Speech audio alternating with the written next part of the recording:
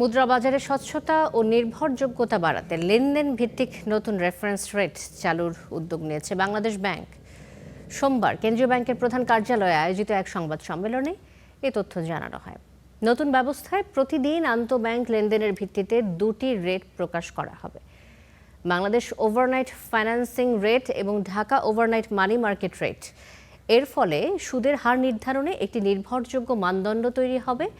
বর্তমানে প্রচলিত foreign exchange dealers association প্রকাশিত ঢাকা ইন্টারব্যাংক অফার রেট ভিত্তিক হওয়ায় বাজারের প্রকৃত চিত্র সবসময় প্রতিফলিত হয় না বলে মনে করে বাংলাদেশ ব্যাংক।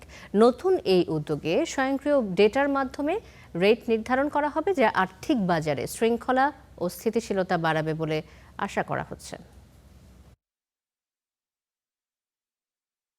আগামীকাল সকালবেলা বাংলাদেশ ব্যাংকের ওয়েবসাইটে প্রকাশ করা হবে ওই দিনের রেট অনুযায়ী আসলে কার্যক্রম হবে। কিন্তু এই রেটটা কিভাবে নির্ধারণ হবে?